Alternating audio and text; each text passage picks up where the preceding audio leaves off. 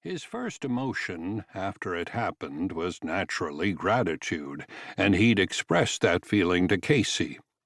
It was only afterward, after he had taken the bodies of Buck Garner and Deputy Hank Penny to the undertaker and Cecil Stark to the doctor, that he thought about the irony of the incident.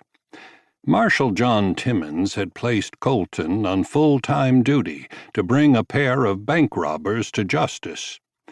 The two outlaws were unique in that they were two old men who were expert in pulling the wool over their victims' eyes and escaping with thousands of dollars. To make matters worse, they had become quite famous all over the state of Texas.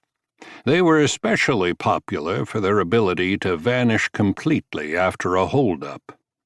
Colton Gray was the only lawman who suspected the two old men were not old men at all, but were younger men in disguise. He was alone in this theory because eyewitnesses all testified that they were convinced the two robbers were actually old men who had little left to live for.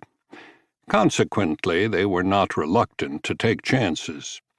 They had become especially popular with a poor class of folks who were struggling to make it, if only because the two old men seemed to pick on banks that were out to grab land from those who could no longer make their payments.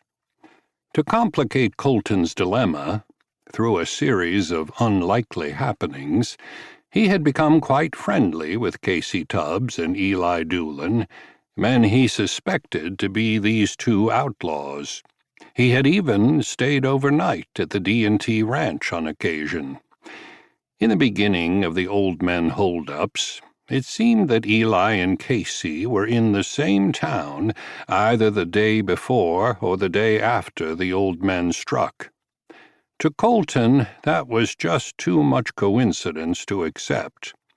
He had reported to his boss, Deputy Timmons, that he felt strongly that the elderly robbers were younger men in disguise, but he had not confided that he also had a strong suspicion that they might be Casey and Eli, not young men, but not as old as Oscar and Elmer, as the old men were called.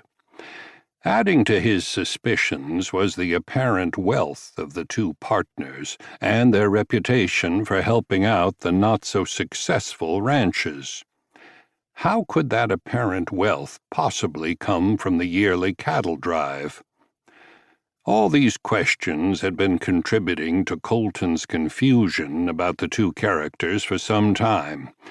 Last night's incident gave him another question he had no answer for. He had stood facing certain death at the hand of Buck Garner, but Casey Tubbs shot Garner before he could pull the trigger. Casey had shown up from nowhere to save Colton's life.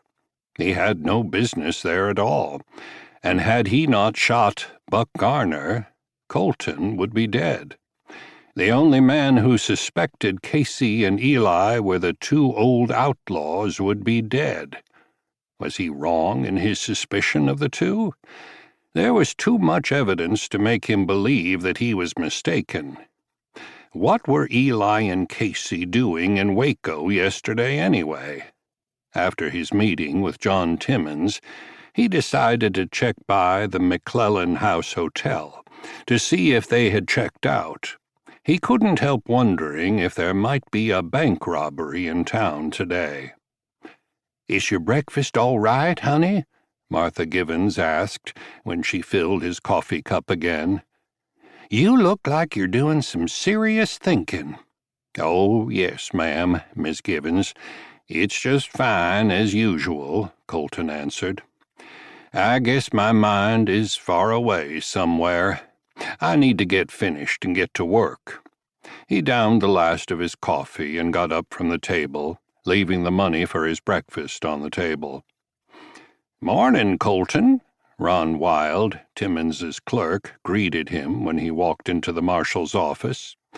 Then, without getting up from his desk, Ron turned his head to yell through the open door behind him, "Marshal, Colton's here."